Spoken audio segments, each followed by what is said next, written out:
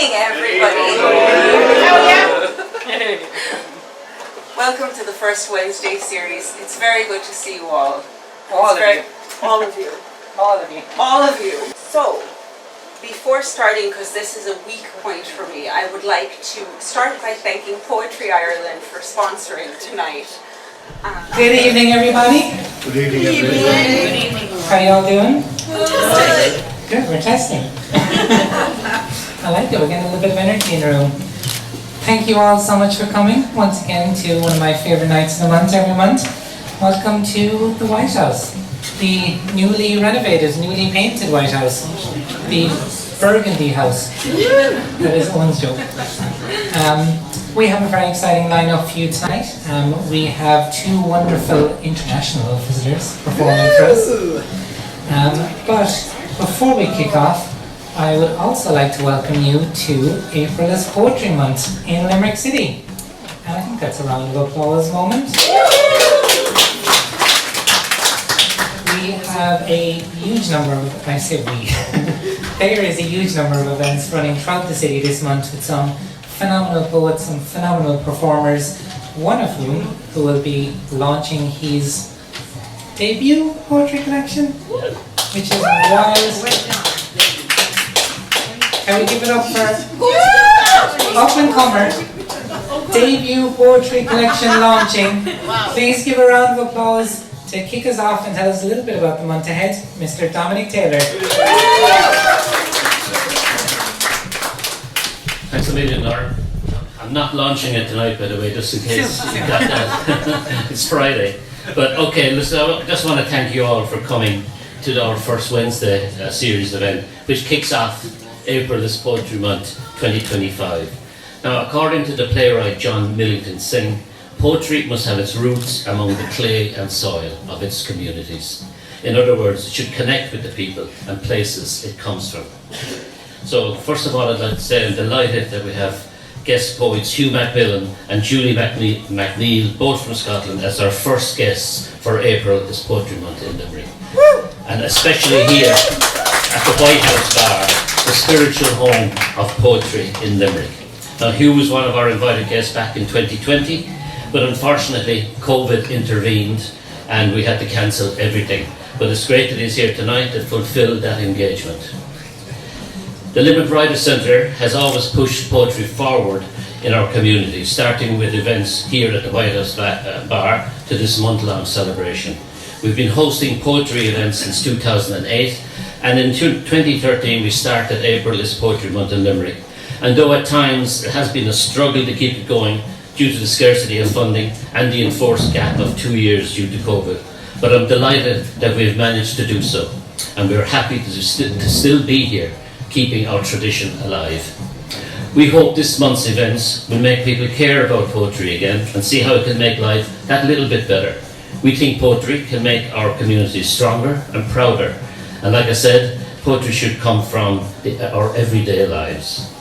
This year's events include readings, online and in person, book launches, a poetry essay with John W. Sexton, and a special celebration for one of Limerick's longest serving Whitehouse poets, Tom McCarthy, who's in the bar here tonight also. So please come to as many events as you can and tell your friends about them. Let's make poetry, April is Poetry Month in Limerick, one to remember. And I'm just going to leave you with a short poem, a poem from Mary Oliver called Praying, which offers some good advice for those wishing to write poetry. It doesn't have to be the blue iris. It could be weeds in a vacant lot, or a few small stones. Just pay attention, then patch a few words together, and don't try to make them elaborate. This isn't a contest, but the doorway into thanks and a silence in which another voice may speak. Thank you very much.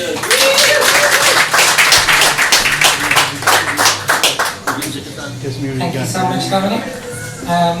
Dominic has helped launch literally dozens, hundreds perhaps of poetry careers in Limerick, so I can't wait to read that debut collection, and make sure you pick yourself up a copy.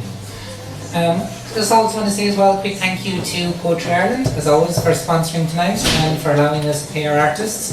We do like paying artists, we would like to continue paying artists. So we say thank you and hope that they will give us more money in the future. And to kick us off, it is terrible of you that you couldn't make it in 2020, but the fact that you now got to bring Julie with you, it might be a silver lining. Nice blessing. So to kick us off tonight, I'd like to introduce Julie McNeill. Julie is a Glasgow-based poet, editor and community worker originally from Carlisle. Her published works include the co-authored Mission Dyslexia and poetry collection Something Small and We Are Scottish Football. McNeill serves as poet in resident for St. Mirren FC Charitable Trust. My phone turned off. And maker of the Hamden Collection, an advocate for women in sport and member of Strathkelvin Writers Group. She joined Drunk News Press's editorial team in 2024. Her collection Love's Goes North is forthcoming from Lua Press in 2025. Please give it up for Julie McNeill.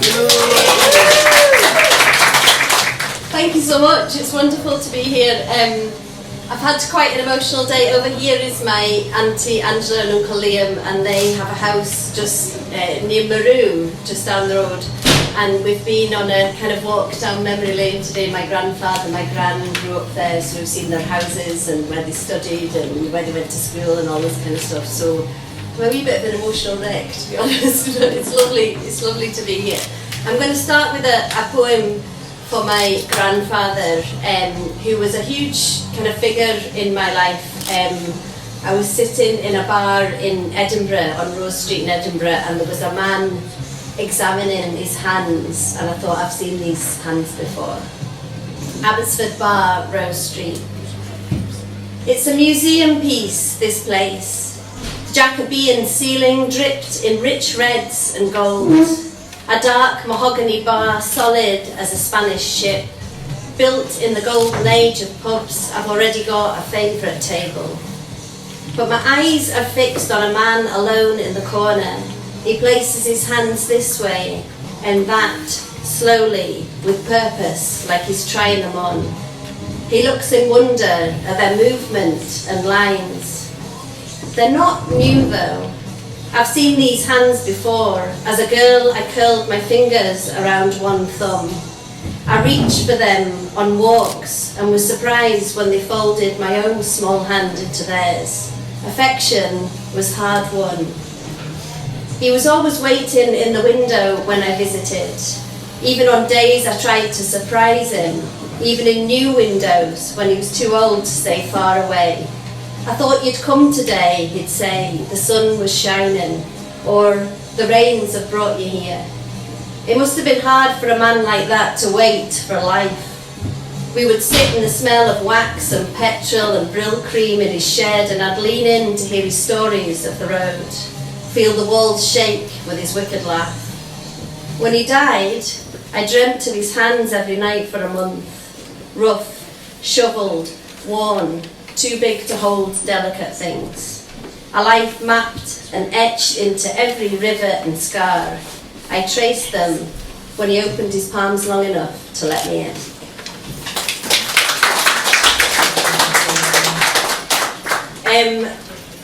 I write about my grandfather all the time, and today I had a moment where I was standing on the doorstep of my grand's cottage, where I thought, I've not written any of her stories, so I wrote this afternoon, and I'd like to read it. It's called Mary from Maru. Mary from Maru walked barefoot to school, though she didn't need to. She hid her shoes in a bush near the cottage, padded rough-soled with the others. Mary's not buried here in the graveyards with the ruined chapels and the daffodils, surrounded by kin, the Ketts, the Hickeys, the Collins. She couldn't leave her children, she built a life across the sea. Mary, I remember the rosary beads draped across your hands the day you died. The purple necklace I bought you still around your neck.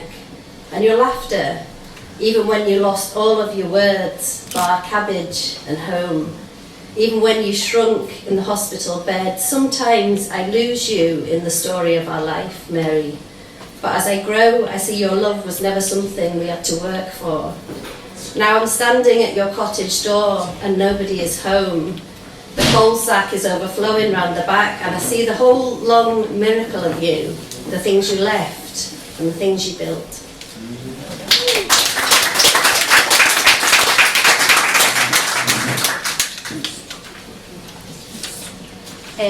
I have a son and a daughter. My son is 14 and he's recently taken up boxing, which I have kind of mixed feelings about. He's doing very well at it, but I have to watch him and cheer for him when he's hitting another child, which is such a strange feeling. And the first time I saw him, he was in a big competition called the Novices, so this is a poem for him. Novices.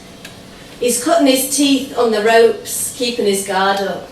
I can see the fear in his shoulders, in the tap, tap, tap of his foot.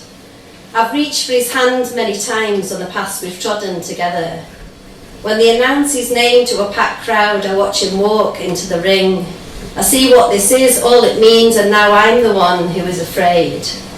I don't want this to be something else he has to recover from. When the bell rings, I watch him grow again those 14 years in a millisecond. And I know he doesn't need my hand on his back. He tightens his own grip, surprises his fear by running headfirst towards it.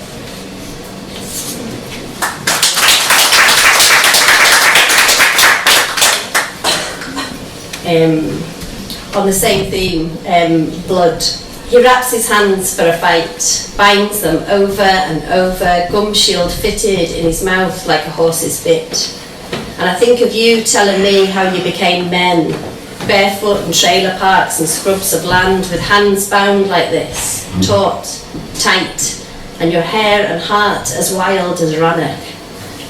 Sometimes blood calls to blood, I think, whether pulsing under lengths of cloth or migrating to a wound to heal.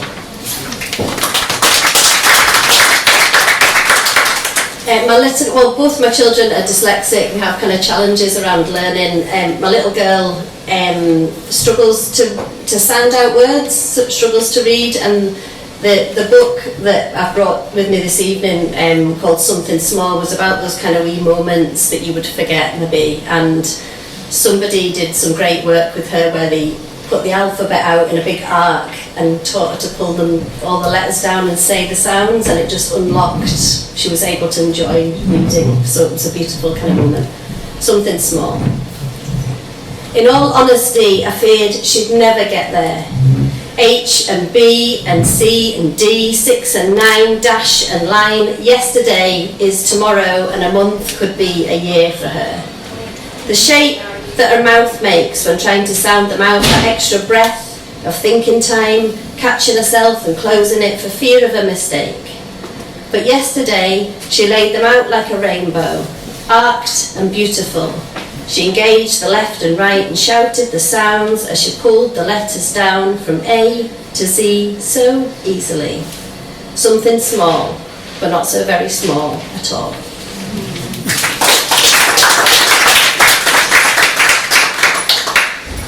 Sweet pea. I don't know why we called you Sweet Pea.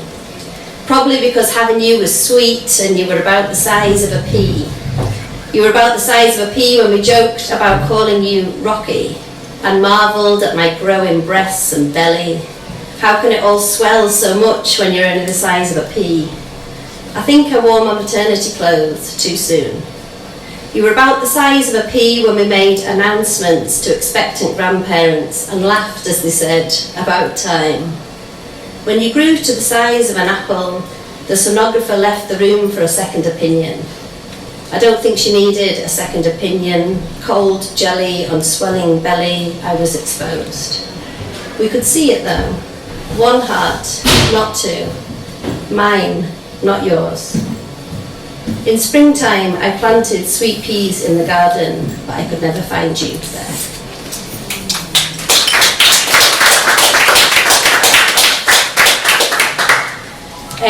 So I've written a collection called We Are Scottish Football, which is, I'm a football fan, and I love just the stories of the game, and we travel a lot. We were in Germany last summer watching Scotland play Germany in the opening game, and this is the story of that game. And it was like the hottest ticket in town. You couldn't buy these for love nor money, and sort of 7 minutes into the game, these two girls with salt tires on their faces arrived with 2 Prosecco's in each hand and just sort of edged in past us, and then proceeded to be on FaceTime for the entire time. So no Scotland, no party.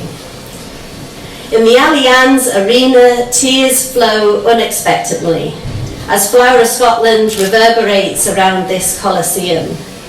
I can't believe we're here. I pull my teenage boy in close and my heart near burst.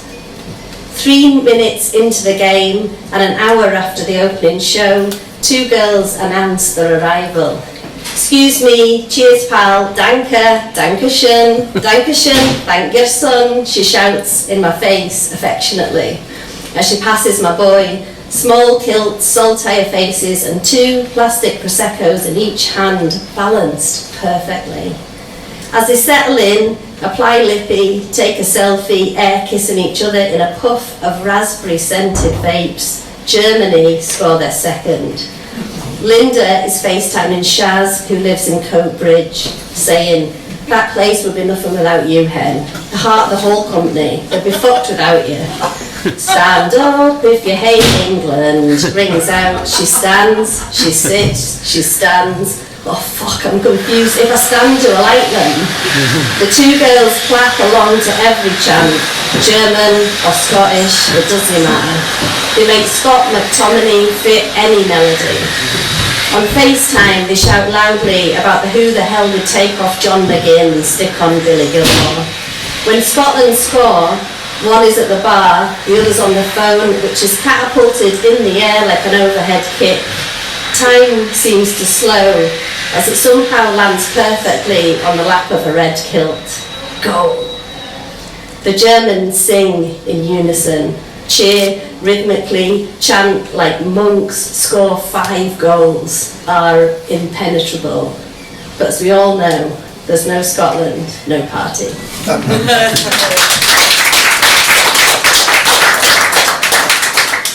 I've been writing a lot about the stories of women in the mills in a place called Paisley near Glasgow, and my mother-in-law worked in the mill and all of her kind of relatives, and it was a kind of town within a town. I think they had their own kind of language, their own culture. Mill grown. This wasn't Paisley. This was another place, a place for scheming meetups in the lavvy where you could get a full head hair dye, ear piercing, big Kathy's 6-inch beehive and the perfect brows on your lunch break. It echoed with shouts from the Avon women to get the orders in. The cotton girls drifted past with soft snow in their hair. This was a place with its own language, signs of tea for tea, lip reading above the din we spilled out of scheme buses, packed to the rafters and out onto the Mile End Bridge where we threaded our way through to Friday. Pay packets cracked, our feet thundered back, straight up the town, the hair lacquer top-ups and American tan tights for the dancing. There was a boom, and we were the start of the thread, connections spanning the globe, but none so bold as here, where we sewed new sisters and fashioned fresh families into our town within a town where we were all mill-grown.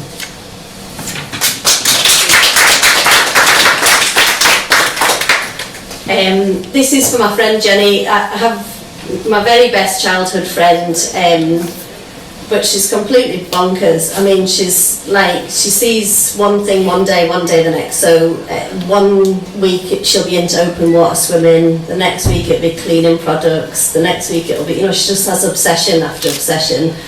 And then she got a job in a plastic surgery clinic. So at the end of every shift they were offering a free Botox, and she FaceTimed me one day and I had no idea who was on the other side of the Botox. I FaceTime my friend, but the face that answers is not my friend. The forehead is frozen, the lips are bulging, and she needs to actually tell me that she's crying because her face can't do that on its own anymore. The eyes are red, but the rest is all pulled tight around the truth, and I'm laughing at her alien head and the disconnect between the sound and the sight of her. And she's crying because her next door neighbour, one half of the through the fence COVID bar, is moving away and she's taking it all personal. Now she's laughing at me laughing, and the wine is flowing, and I've woken up the kids, and pieces of her crack through the screen, and she'll see the neighbour for lunch sometimes, and she tells me that my face looks a lot more haggard through a screen, and that really I should think about a little Botox.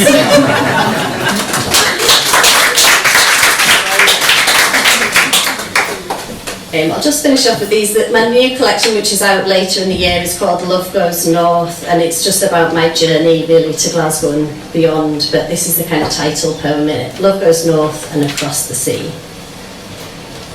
Maybe it's the wine, 2 large glasses of Côte de Provence, or the mussels submerged in a perfect shallot and thick cream broth. I watch the sea stretching out through the window, flat and wide, as the last of the sun licks its ripples and waves. As the huge hulking ferry arrives from Barra or Mull, they winch the gangplank into place. The restaurant empties around me, and I need to say so many things, but the words feel too small in my throat. So I tell myself that I'm happy. So happy to be here, I say, and I am, on this beautiful night, in this life, with the sun lighting the picture window. I drink it all in.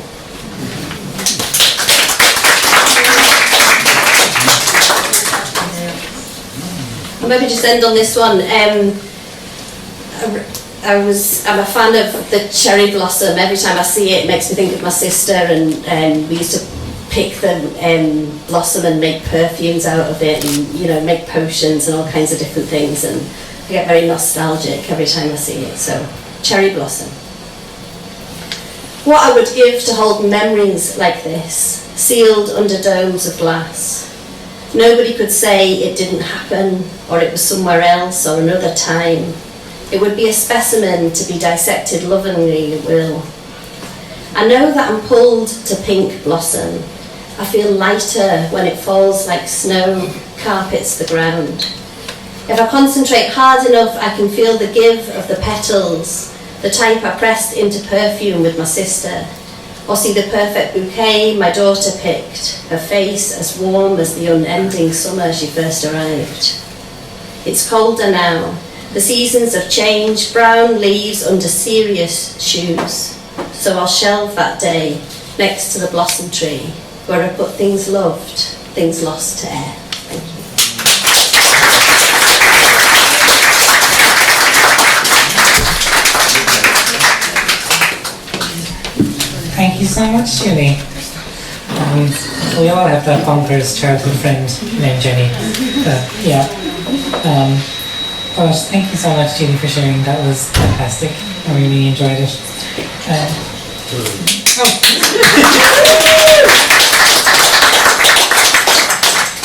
And if you thought that we were not good value before, by giving you a poet for the admission cost of free, tonight, for the admission cost of free, we have 2 poets. Woo! Thank you, Laura. So up next, we have the wonderful Hugh McMillan, who is an award-winning Scottish poet from Penpont. I should do my research before I do. Penpont, who writes in both Scots and English. His latest collection, The Verted to Split, was published by Luan 2024. McMillan's work has been featured not once, not twice, but 3 times in Best Scottish Poems and on National Poetry Day postcards. His achievements include winning the Callum MacDonald Memorial Award 2017, serving as writer-in-residence at Harvard Summer School 2017, and being named a Scottish Poetry Library Poetry Ambassador in 2020. He currently chairs the Saltire Thank you, Julie. Poetry Award panel. Everyone, can you please give it up for Hugh McMillan? Thank you very much. Here's a poem I wrote this afternoon. I come from Dumfries and Galloway, which is, I don't know if you know Dumfries and Galloway, it's in the bottom left-hand side of Scotland, but it spans quite a large area from Stranraer all the way to Langham in the east. Big massive area, and it has one bus. And this bus relentlessly circles and picks people up. I used to get to work every morning at 6:30 in the morning, and an hour into the journey I was twice as far away from my destination as I was when I started off. Mr. Driscoll. Yeah, I'm just coming here to adore you. Oh, how lovely. How lovely to adore at such proximity. Anyway, this is to do with the bus, really. It's a poem called Bitter Old Men, and it's based on the bus to Stranraer from Dumfries. It's called Bitter Old Men. Wow. I'm on a shell of a bus rattling towards Stranraer with two bitter old men and a driver who's bitter too, but not yet of pensionable age. What's brought on this bitterness in a morning pierced with daggers of white sunlight like this is a mystery. They are talking, sometimes to each other, but mostly in a three-piece a cappella where each addresses the universe from a tortured place in their soul. And the bus, bitter too at having lost its suspension near Crocketford, joins in, wheezing a descant. The young, who are not present, are the main focus of their rage. They have no manners or respect the young. They roam the streets, knocking old women into the paths of vehicles. They leave cans of high-energy drinks which at every pothole crash up and down the bus like pebbles on a bleak shore. Things were not like this when these bitter old men were young. It was unclear when this was. Dalmellington in the 18th century, perhaps. More likely never. For these men emerged fully embittered and wizened as walnuts, I am convinced, behind some wall, like that scene from Terminator. I don't recognise the universe these bitter old men represent, although their chanting is almost soothing, like plainsong. And is it not near Christmas? Remember, after the shepherds came the bitter old men. At Springham, two girls with ripped jeans get on loudly, not at school. The men's voices recede to whispers. They were not expecting youth. They recoil as if before radiation. Getting off at Castle Douglas, the girls stand aside to let them by. Age before beauty, one says. I'll say it before you have the chance. This is when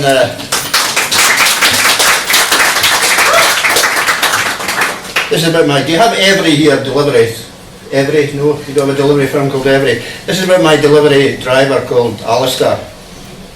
And there was a report in the BBC that antimatter was to be transported across Europe in a 7-ton lorry from the CERN laboratory to some other research establishment, which surprised me because I believed that when antimatter comes into contact with anything, the world is destroyed.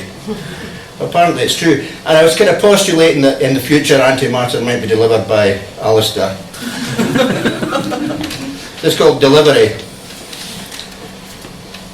I imagine in the future antimatter might be delivered by our Every driver, the one with the ponytail who's so kind to old ladies and has that sticker, shit happens, on the back window. He'll have superconducting magnets and a cooling system in his Ford Transit, but will still have to slam the door 3 times to get it shut. I'd continue to get passive-aggressive messages from my neighbour. There's a parcel of anti-protons here for you, Hugh. And how we'd chuckle when the antimatter van went over the potholes, steering gingerly between the safety of the road and a simmering void of eternal nothingness. To be honest, I trust Every more with the antimatter than the scientists who make the world daily less mysterious and the military more efficient at extinguishing all forms of human life. If all existence was suddenly to end, better to be the hands of a generally well-reviewed driver called Alistair.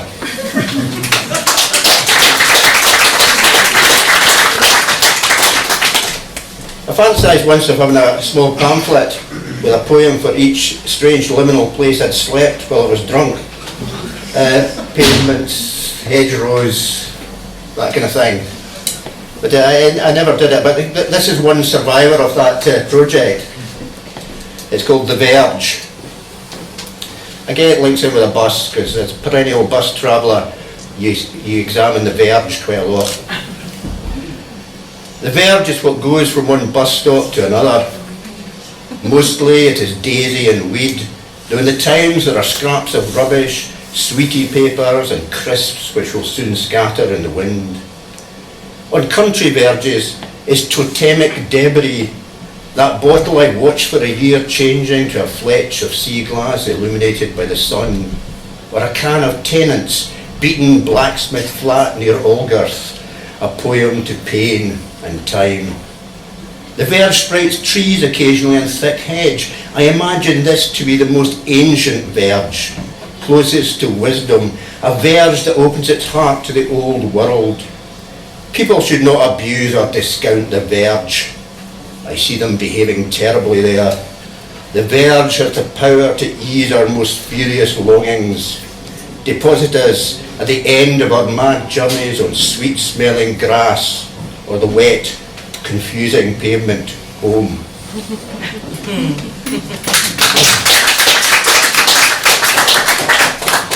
Part of this book, I have a young daughter who had a serious health condition.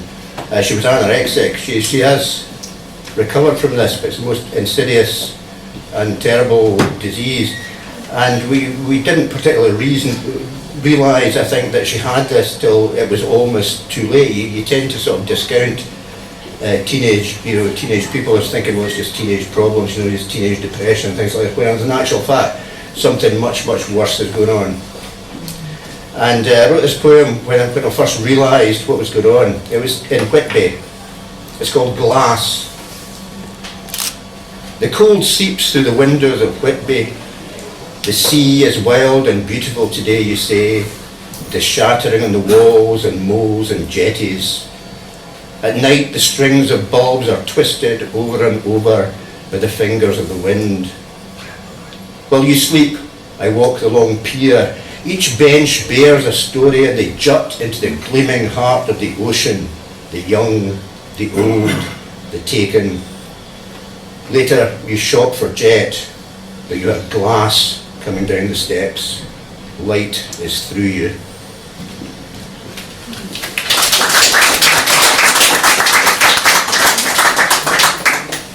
There's a poem from the same sort of era. It's called Yellow Horses. I'm grateful to be friends with a Native American poet called Laura Toche, and she messaged me one day to say that her granddaughter had been delivered that morning on an abalone horse, she said. So this is called Yellow Horses. A friend leads me to the Navajo legend of the horses, how they were corralled at the four corners of the world, white horses to the east, turquoise horses to the south, yellow horses to the west, and spotted horses to the north, the colours of the compass, the colours of morning, noon, afternoon and night. She writes that her granddaughter arrived on an abalone horse in the early winter morning. I'm standing here below trees which stretch like fingers at the end of a day in this bit of Scotland, and I start crying. Oh yes, it is because of my own problems, but let's not discount the miracle of that birth across the ocean, and the horses too. In my head, like the horses my daughters rode when they were young. We're all touched by the same sky, the same misery and joys, the comings and goings. It all happens under the same shell-coloured sky.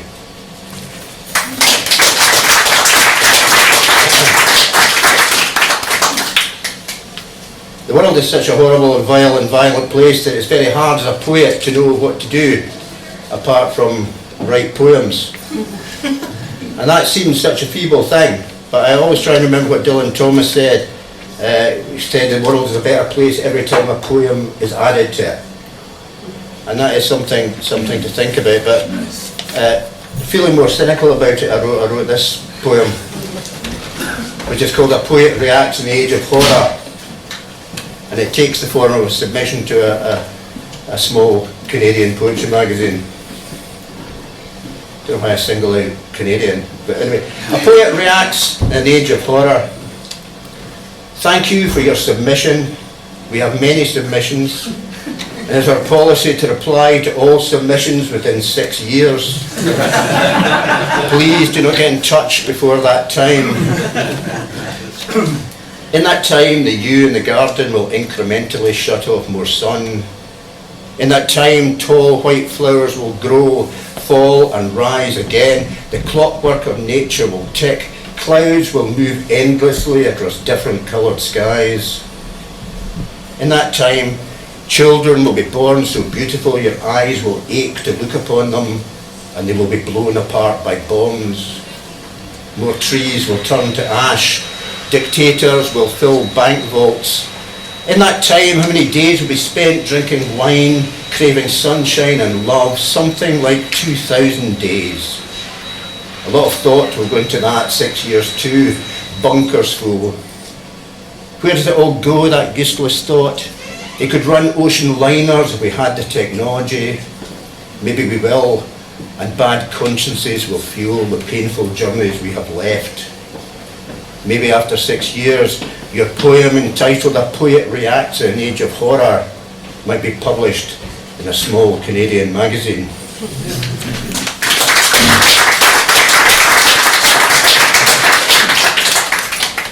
Read a wee poem about my mother, who's a mysterious character. Also, Julie's talking about researching her grandfather there. I've had the same sort of project with my mother's folk who all came from Mull and Lochal and Morven direction up the northwest of Scotland. Very hard to research or even find where they were. This is a poem about my mother. I was actually in this posh seafood restaurant in Oban, which you might have been to in the west of Scotland. Beautiful, beautiful time. And I realised as I was sitting there that in actual fact that used to be the fisherman's mission. And the last time I was in there was with my mother. So it's called At Sea.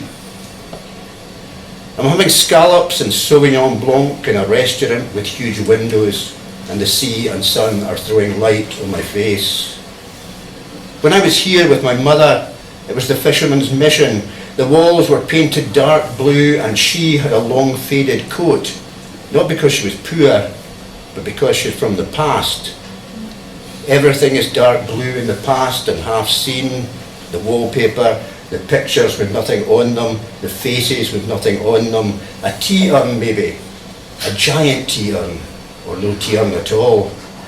The mind has one go and the past is stuck there, rinsed by other stuff, old films, other photos, you or others thinking it can't have been like that, probably more like this.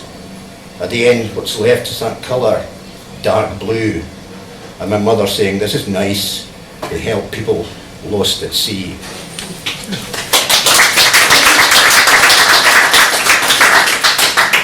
Right, I shall end soon, shall I? No. I'll read you a couple of Scots poems for a laugh. Oh yeah. Yeah. I'm a history teacher, was a history teacher in real life, and one of the things I was obsessed with is Scottish history, because Scottish history, obviously we live in the UK, unfortunately we live in the UK, and as a result of that, what history is served up to us is never our own. It's all, I mean, it's sheer numbers, because there are 10 times as many English people as there are us. So therefore, any reference to history and so on tends to be English history. Tudors, for instance, every time I hear about the Tudors, you'll be the same, eh? Every time you hear about the Tudors, you go mental, because, you know, the Tudors wiped out half the population of Lowland Scotland. But anyway, so I thought about writing about Scottish history, and then I thought about writing, because Scottish history is miserable and terrible and horrible things happen, and so I thought, what if I wrote about Scottish history with better result than actually happened? So that's what this book is. It's called What If. It talks about if, you know, if other things had happened in Scottish history, better things. So I'll read you maybe two from this. This is about the story of St Columba, who came across to Scotland, of course, and converted a Pictish princess to Christianity.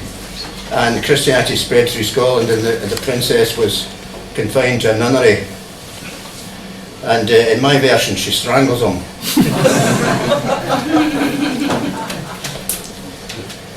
What if Columba had been chowket but Ethne? Broad day in the Gaeltacht, the leaves drapping siller and gowd on the waters, girds frae the goddess Anne, with birthday blood and veins create all fish and fruit and leash craters the wood. I had a dream last nicht that I was in a prison of words, words sae glitty I couldn't sklim out. They were soft and slestery and easy to say, these words, the kind wee lasses aft here hot for the moose of liars and thieves. Yon man, glazing his white goon, would hear us learn the words he says, but I had a gift and wit the finish of things. Nae convent for me. I will pit my strong horns round his weaselly thrapple and choke his life out. Send him to his wheel-head God. Keep my ain.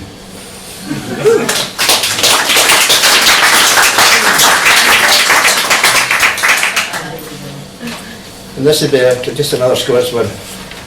This is what John Knox had fallen in love with Mary Queen of Scots. This is from John Knox's point of view. What if John Knox had fallen in love with Mary Queen of Scots? I was a slave, and when I came home I was even more a soldier of God, hard as tax, my knuckles printed love and hate, my tongue a pepper pot to food that nae man or woman could thole or stone afore.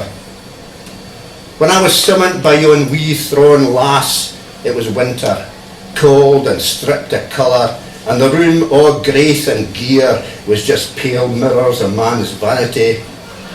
But she sat, pretending to be in charge, alone, and all the wicht of history agin her, and that muscle in her neck stooning. There was a thing about her.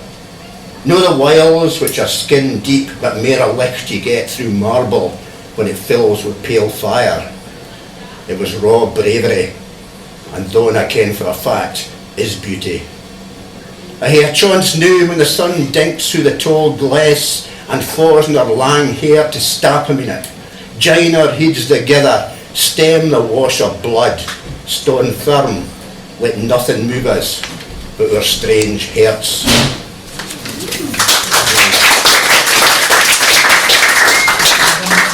One more? Okay, you bother. This was voted Hugh McMillan's best poem by Hugh McMillan.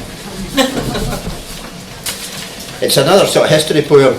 I used to mark history papers for the Scottish Qualifications Authority, and usually 200 or something like this, but there was one particular year when the SQA went to meltdown and they offered thousands and thousands of papers to people who could mark them, and I was skint at the time, so I took on 25 million papers or something like that, and I was marking them everywhere. And anyway, this is a poem that I wrote about that called Marked. It's almost a true story.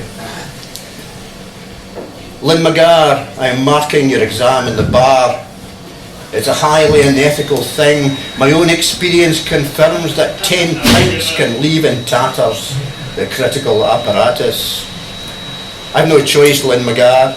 I've taken on 1,000 papers so that myself and Jane can go on our honeymoon to Spain.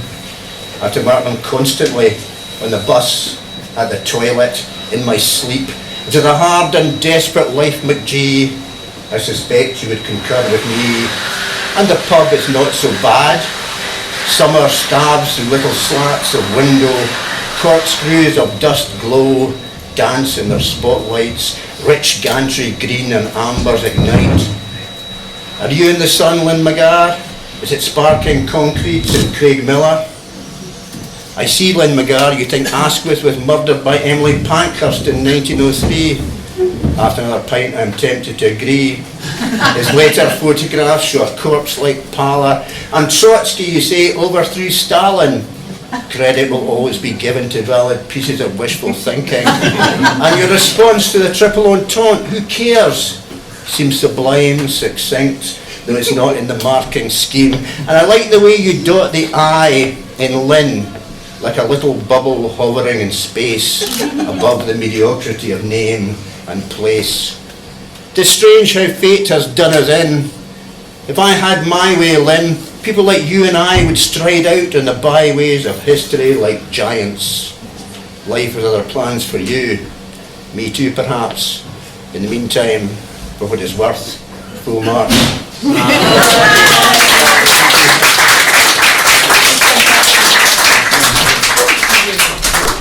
Well, give it up one more time for Hugh McMillan.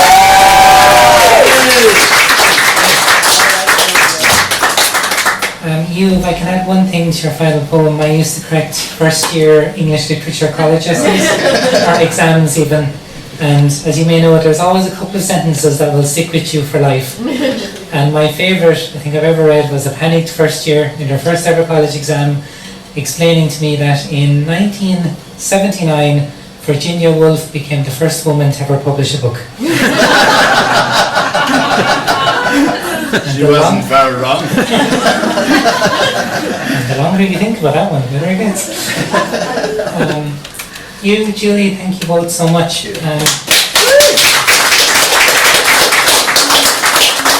Thank you so much for coming from Scotland, but more importantly, are the Maru family here? The family from Maru. Welcome to the Maru family. Coming from Scotland is nice and all, but coming from Maru, I'm from Doon originally. We're practically neighbours, so you're very welcome, and we're happy you're here too. But, there's a Doon connection. Yeah. Connections everywhere. We'll take you to Doon. It'll be quick.